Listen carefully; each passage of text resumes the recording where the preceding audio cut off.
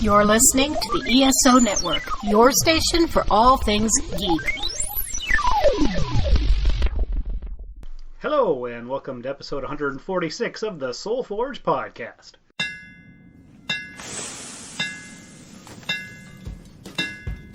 Welcome to the Soul Forge, a place of silent mystery, quiet contemplation, and outright mayhem.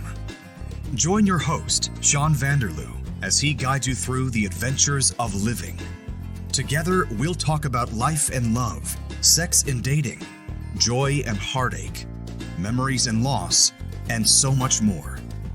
Don't worry, it's not nearly as pretentious as it sounds.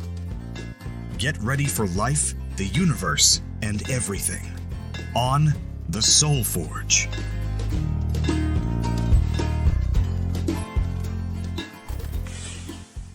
Hey everybody, it's Sean back at you with another episode of Excitement and Adventure. And with me today is my brother Robin. Hello. Sitting beside me here in the basement in the Soul Forge headquarters. And coming to us live via Skype is our other brother. Who is this? Who's this guy over there? Good day, everybody. This is Curtis.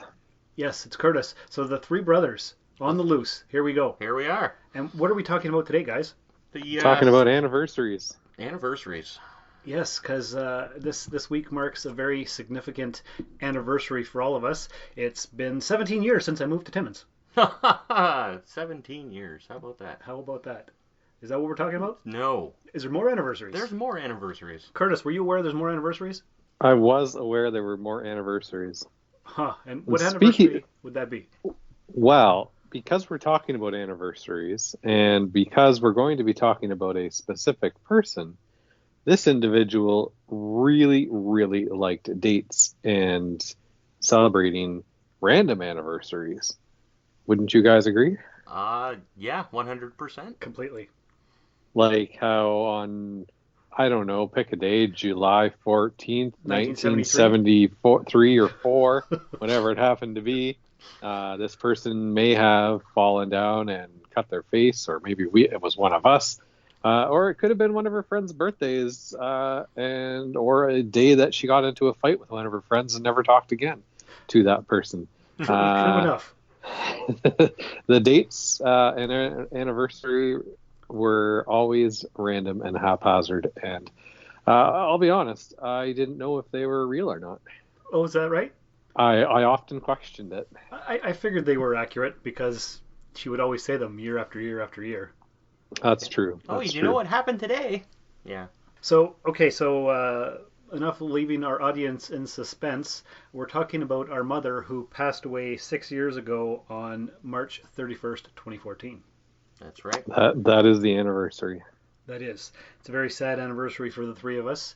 In fact, the other day I was listening to my memorial episode over on the Rusted Robot podcast that I recorded with the now ex-wife 6 years ago. And did that ever bring up a lot of memories and things that I had forgotten? So that's episode 18 of Rusted Robot podcast. I don't know if you guys have listened to that recently. Not recently, but I did listen to it upon its release. Mm-hmm. Yep. It was probably 6 years ago when I edited the thing the last time I listened. Yeah. And as I was walking and delivering the mail yesterday and listening to it over again to see if I was going to release it on Soulforge here, I was like, oh my God, it cuts me, and there was like almost tears in my eye, and I was like, oh man. Yeah. How are you feeling, Curtis? This anniversary has been a little easier, and I don't know if it's because I have a new job and have been very distracted with that, or the current COVID-19 events that are happening in the world. Or the combination of both. In fact, normally, as soon as March starts, I would say I get into a pretty sour mood. Okay. These last 6 years, but this particular March has been, I've been so distracted with other things that until Robin called me the other day and said, oh, we got Mom's anniversary coming up, I hadn't really thought about it this year. Wow. Yeah. Where year 5 was... Horrendous. Which was last year, it was absolutely awful. Yeah, it was. It was probably the worst anniversary. Yeah, it was pretty intense. Yeah, I can agree with that. Yeah. And now we're at year 6. And it's a different feeling for for various reasons for me. Well, I think how about you? How about you guys? I think you're onto something with the current pandemic situation. That's been on everyone's minds. Oh, I'm so sick of it. Well, me too. I don't want to hear about it anymore. I don't want to hear that you're sick. Oh, stay away. I'm tired of the memes. It's just everywhere. It's overkill. The last 2 episodes of Soulforge actually touched on it, and I thought for this week, let's have a fun topic. Mm-hmm. This is not a fun topic. It's not fun, but at least it's not pandemic time. No. So. But I do agree with Brother Curtis there, because that's obviously distracting enough, and last year was definitely probably one of the hardest anniversaries, and when March rolls along, I'm in the same boat. I get moody and miserable, and for about a week this month I was just down in the dumps. Yeah, but you were. I would say it's easier this year. And funny enough for me, it's I don't know if it's easier, but it's definitely more intense. Yeah. All this month I've been craving tea, and I'm not a tea drinker normally. And then I was listening to the episode yesterday, and I realized, okay, I've been craving tea all month, and it's because Mom's favorite thing was having a tea party, having Tetley tea, having a drink with her kids and her friends and whoever else. And the cats. Yeah, the cats having tea. So I've been craving a lot of tea. Also, almost 2 months ago, I started seeing a new girl named Julie, and I want to tell Mom about her. I want to call her up and say, hey, Mom, I met this new girl. You'd love her. Yeah. And I can't. No. And that's one thing that has always been in the back of my mind ever since she passed away. Any new person that I get involved with will not know who my mom was. Right. And that's hard. Yes. Curtis, back to you. Well, I will say that, I mentioned that this month hasn't been too extreme for me, but I will tell you, back in January, I had so many things to tell her and wanted to talk to her about so many things.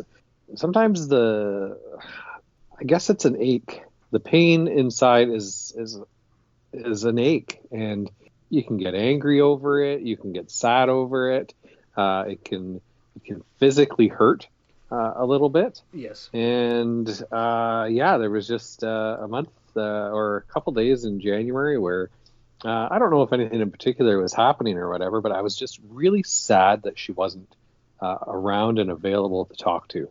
And I think it stems from my kids, and knowing that particularly my youngest, Rylan, would have loved chatting with Mom. Yes. Because Rylan's a chatter. She talks a ton when she's comfortable around people. And Mom loved to ask questions. And so I think Rye would have thought her questions were hilarious. And just, so, it's less about me needing my mother now, because I'm a grown adult. It would still be nice to share things with her, but watching my kids grow up and knowing that they're not going to have a chance to enjoy some of her, get to know her, enjoy some of her humor. Her momisms. Her momisms, right? Like close off the light and sweep the floor. And broom the floor. Broom the floor and close off the light and all those sort of things. Yeah. And do you guys remember, was it Tracy Ham? Who? Oh, Tracy Ham. Robin remembers Tracy Ham. Vaguely, yeah. All right. So do you want to share that story, Robin? Oh, you know what? I don't remember the exact story. I just remember the name now that you mentioned it. But well, Curtis will tell the story right after this promo for another podcast right here on the ESO Network. We are the Cigar Nerds podcast. Do you like cigars? Great! We review cigars while talking about movies, TV shows, science, and pop culture news. What? You don't like cigars? Great! Because we also talk about science, movies, TV shows, and whatever's going on in the news. It's what we do. We smoke cigars, and we know things. Find us on cigarnerdpodcast.com. We're also on the ESO Network. And back to you once again, Curtis. Who's Tracy Ham? Is that a man? All right. A kid? What is So Tracy Ham, later on in life, I found out was a football player.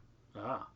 But I had no idea about this as a kid. So Mom would pick Robin and I up from Pinewood Public School. Oh, okay, yeah. Every day. And on our ride home, we'd be driving home.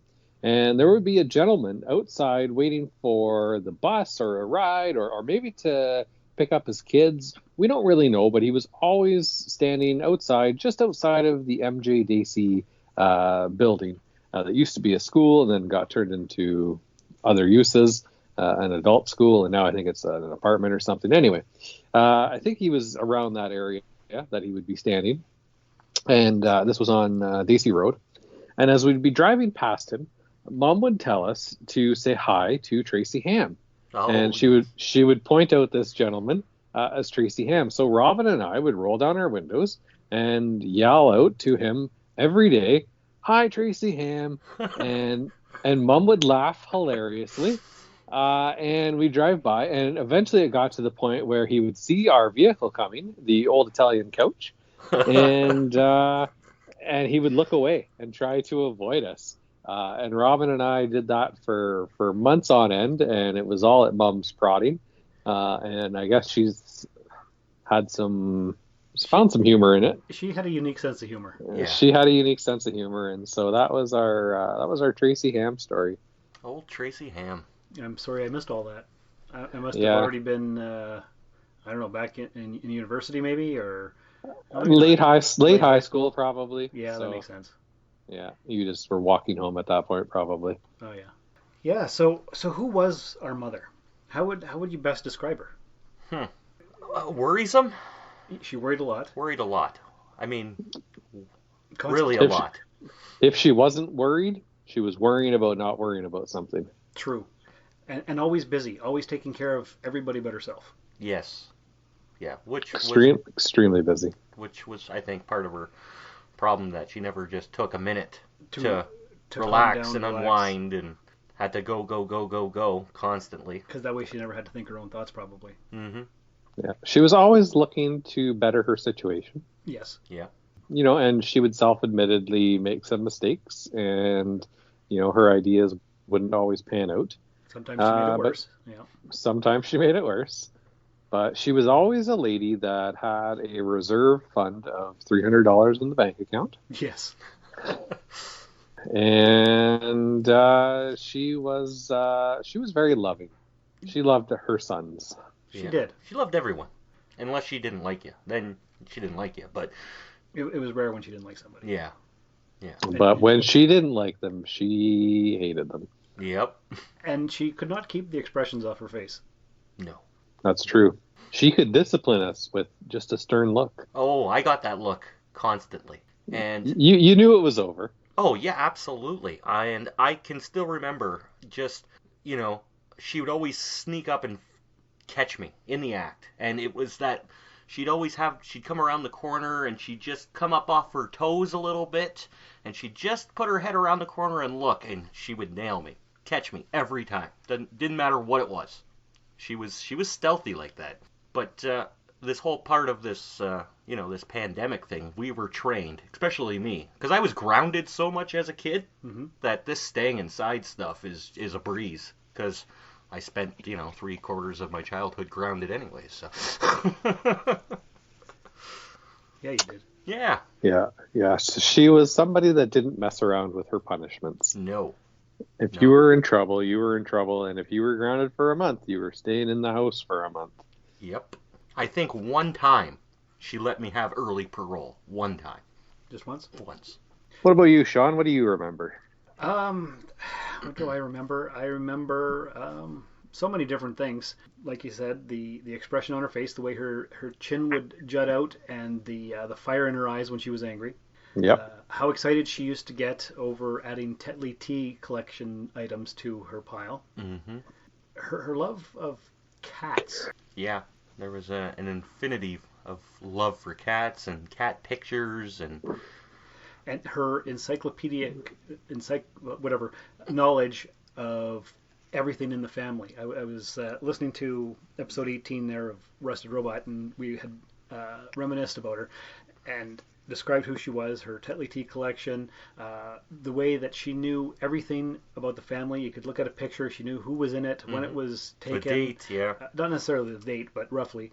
We had all kinds of collectibles in the house, or just items from all the dead people that had come before, and she knew who they belonged to, when they had gotten it, what it meant to her. And now we here have all these pictures, have no idea who most of the people are, or why we're still hanging on to the stuff. Right. Yeah. So it's a big gap of knowledge that we have because she was the family historian. She was the knowledge base. Yeah. Yeah. And now it falls to us, and we know nothing. No. Well, we know other stuff, but not to the degree that she. No. Is that a fair assessment, Curtis? I would say that's a very fair assessment. She definitely paid attention, and I think we may have paid less attention because she always just knew everything, and so we didn't have to memorize it. We assumed she'd always be there. Mm-hmm. Exactly. I know that I did. Yep. Yeah.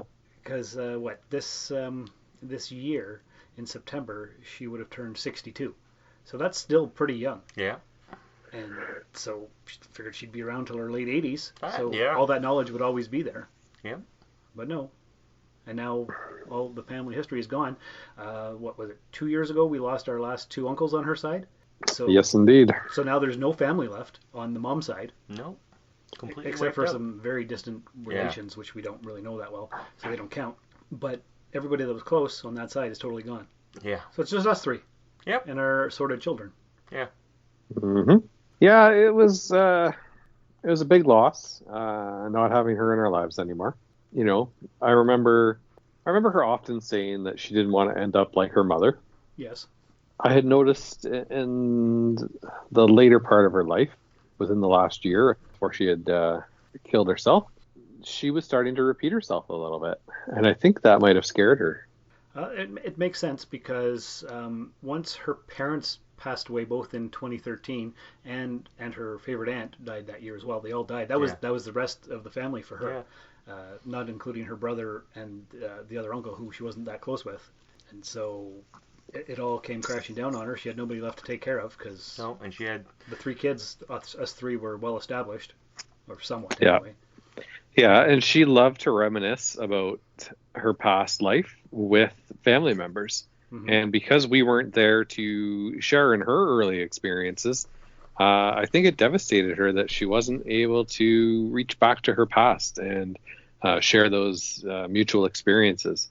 Like with her mother, she used to have Friday night bubblegum and tea leaf parties. Yes. Mm-hmm. That was a common thing where Grandma Dee Dee would come over for tea on Fridays, and they'd buy a box of bubblegum and just chew through it like it was nobody's business, and sit around and laugh and talk about the old stories about the South Market House with the ghosts and other stories about the business and just all sorts of things. And I think one of her favorite stories to tell was how she could take 25 cents from the drawer and go to school and purchase a bag of chips, a pop, and maybe a sandwich. It was a buried treasure. Buried treasure. I think it was an ice cream or something. Yeah. This is the 70s, so yeah, chips and a buried treasure. And what was the other thing? A pop? A pop, I believe. Yeah, all for 25 cents. And that was her lunch. Yeah, and so that's all she ever took, even though that The drawer at that was full. time the drawer was full. Our grandparents had a successful business, and they were doing quite well in the 70s. And she could have taken more, but never did, and kind of resented that her brothers always took advantage of it. Yes. But she always only took the quarter. Because it's all she needed. It's all she needed. Went to school and had her pop and hung out with Brenda Beer. Yeah, she did. Yeah, and she would talk about that all the time. And she had, like you said at the beginning, the memories of, July 1st, 1973, I fell off my bike and I got the scar on my knee here, Johnny. Or whatever. That's not necessarily the date, but that's how she would talk about it. And every year, it'd be the same thing. Yeah. Exactly. 7 or 8 of those things, I think. Oh, yeah. Yeah. At least. Yeah. She knew everyone's birthdays, everyone's anniversaries, everyone's this. I think I got that too. I remember a lot of dates and so on and so forth. It's not as important to me as I've gotten older, but Right. Yeah. No, her divorce dates, she'd remember those too. Oh, yeah. Celebrate the anniversaries or mention them at least. I don't know if she celebrated them, but maybe in her own small way. maybe. Hey, do you have any video of her besides the time she was drunk at your party? I have her birthday party video Okay. where we it was her 50th. Okay. because I was looking through my Facebook to see if I had any live video of her, and I don't. And I was trying to show Julie who my mom was, and all I could find was the one on Robin's Facebook. Oh, yes. Where she was drunk and talking like a crazy person. It was hilarious. It was funny. It was very funny. No, she was very camera shy. Tried to avoid that. I don't know where the homemade videos would be I was just from going to way bring back that when. up, and I don't know if I have them, but they might be at your place in the basement, if anything. Okay. But I don't remember what I did with that box of tapes. Or they disappeared when our stepfather lost the house because No, I had a box of tapes. Yeah? Yeah. Okay. So- Because his life fell apart once she Oh, was absolutely gone, it did. so, Yeah. Yeah, and we lost a lot of stuff yeah, when he lost the house. Yeah.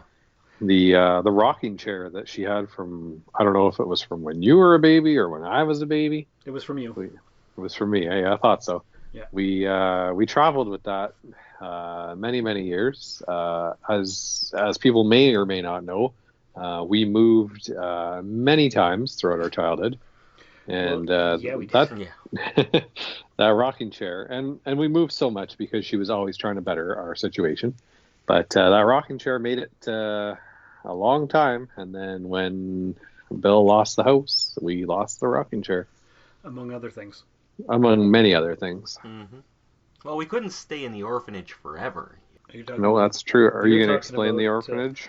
That was Terry 26 Fox. Terry Fox Yeah. Place, apartment 203 from 1987 to 1994. Our longest stay anywhere in our childhood. Yeah. Uh-huh. Yes, that's true. We had bunk beds and 3 matching dressers, and she would call it the orphanage because it was all Three boys the in same. one room. 3 boys in one room, all looking the same. Except it was really only 2 boys in one room, and Robin would go sleep with her. Well, that's true. Yeah. Till you were what, 10? Yeah, about that. 12. 12? Was it 12? Yeah. It was 12. It was long enough anyway. Yeah. Longer than it should have been. Yeah. Pervert. Way Yeah. too long. So, I had that same dresser up until I moved out of my house last year. oh, I came here. right. Yeah. When you lost your house. Yeah, and I lost my house. At least patterns in the family are consistent. Oh, absolutely. We liked. Yeah. Oh, good times. Yeah, is there anything else we should say about her? You know, I don't know if it was her or not, but I still, last year there, when all 3 of us suffered little cuts on our hands, of course Curtis had the biggest cut on his hand, I feel like that was her. Saying hello? Saying something. I don't know what. But it just seemed really peculiar that All within 3 of that, us. all 3 of us, within that week and a half, all suffered, Cuts on her right hand? yeah. Yeah, I don't know if that was her or you guys not paying attention to my warning. Maybe. I got the least of it though. I didn't, and mine wasn't a broken glass doing dishes, but it was a broken beer bottle at the bar when I was Cleaning up. So it just seemed weird to me, and it was around her birthday that happened, was it not? So I'm pretty sure. Well, maybe. Yeah, I'm pretty sure It was last fall anyway. Yeah. So I feel like that was her just Saying hello. saying hello. We'll go with that. Sure. Not a nice way to say hello, of course, but No. I definitely. found it. Yeah, it just seems way too. Coincidental? Yeah, There are no coincidences, brother. none. Dun, dun, dun. Dun dun dun. Yeah, so I guess that's about it for our mom talk. Yeah, probably. I think the last thing I would say is that she's definitely missed. Yes. Mhm. She was an awesome mother. She was the best. The only one we had. Yeah. Yeah. Yeah, definitely missed. Definitely taught us a lot. Taught us a lot of things to do and not to do. Yes. Absolutely. I still repeat a lot of the momisms Oh, yeah. because it's like just ingrained into you. It is. So many expressions are like, oh, that's a mom. Yeah. Yeah.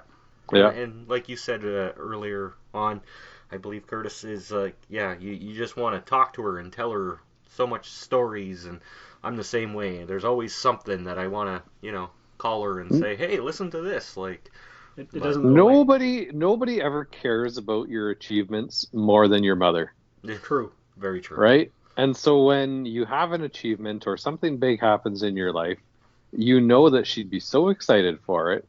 and she'd ask you a million questions about it, and she'd make a big deal even of the small things. Mm-hmm. And it just made you feel good that somebody cared so much about what you might be doing. Yeah. And that's probably the biggest thing I miss, is just her excitement over the most mundane activities and things. Yeah, and we could talk on the phone with her for an hour about nothing. Yeah.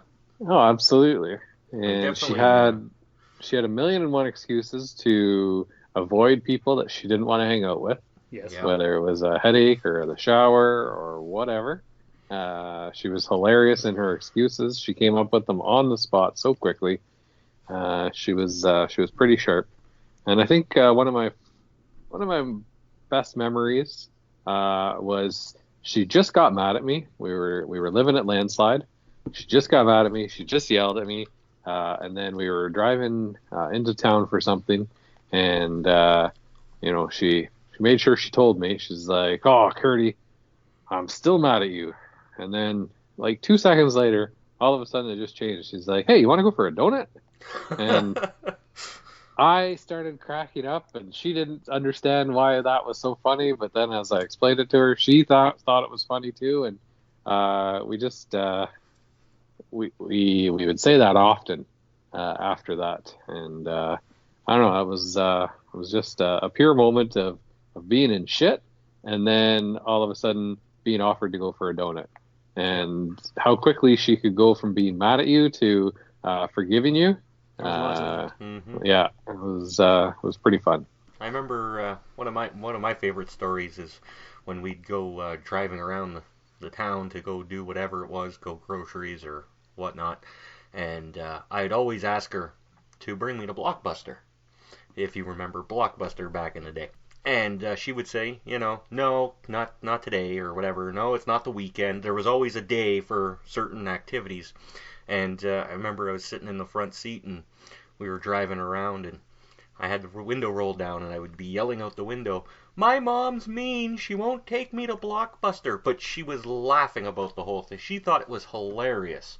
And I'd be like, "My mom won't take me to Blockbuster." And I wasn't actually crying, but it was one of those things, and it would happen quite often. Or you were driving around listening to a certain song, and she'd say, "No, this isn't wintertime music. No, this isn't summertime music." There's a time and a place. There was for a everything. time and a place for certain things. Or like when she'd drive us somewhere and we'd get to our destination and she'd say, "Hey, all right, we're here now. Get the hell out of my car." And laugh and laugh. Yeah. Yeah, that was a good one. And I think it would be unjust of us to be talking about her without mentioning her love for the Proclaimers and Oh, yes. 500 Miles. I still can't listen to that song. Yeah, it always tugs at my heartstrings when I hear it. Yeah. I have a few songs like that because they always remind me of those times, Right, but Sean, what did you have to do for Mom for 500 Miles? I had to get my buddy to take his CD and put that song on a tape, front and back, so she could listen to it over and over and over again. I remember that. In fact, that's something that I mentioned on episode 18 of Rusted Robot, and I was listening to it yesterday, and I'm like, oh crap, I had forgotten all about that. Yeah, there's lots of stories. So if our listeners want to hear even more, especially some raw emotion, go listen to episode 18 of Rusted Robot Podcast. Yes, sir. Because you guys are mentioned on it and all this stuff, so lots of detail. Yeah. Mm-hmm. So, brothers, thanks for entering the realm of the Soul Forge to talk about Mom and be on this anniversary episode. It's been a while since Curtis has been on a Soul Forge episode. Probably since the three of us have been on since episode 13 of Soul Forge when we did our brothers' road trip to see Blondie and Garbage. Oh, yes. That sounds about right. Yep. So, Curtis, we'll have to get you on here more and more. We were going to go see you for Easter, but since we're all quarantined, that's not going to happen. Mm-hmm. But listeners, thanks for coming by and listening to us reminisce about Mom. We were going to do a book review, me and Tracy, on April 5th about Mark Manson's The Subtle Art of Not Giving a Fuck. But since we're all quarantined, that's going to be on hold for a bit. Still, get your questions and comments and concerns to us. And further along here, I just wanted to thank Richard from Australia for his generous donation to the coffee account to support the podcast. That's ko-fi.com/rustedsoul if you'd like to support us. But until next time, thanks for coming by, and remember, never let a good crisis go to waste. Thank you for listening to another episode of the Soul Forge Podcast. Your support is greatly appreciated, and we hope you'll tune in again next time. Remember that you can visit soulforgepodcast.com for all of our social media links, and don't forget to share the show with everyone you know. The Soul Forge Podcast is your best source for living your best life. Think about it. Hi, thanks for calling. You've reached 759-4628. Sorry we can't come to the phone, but we'll call you back. Thanks. Have a great day. This has been a broadcast of the ESO Network. Be part of the crew and help support our shows by donating to our ESO Patreon or by shopping through Amazon.com or the TeePublic store, which can all be found at www.esonetwork.com. The ESO Network, your station for all things geek.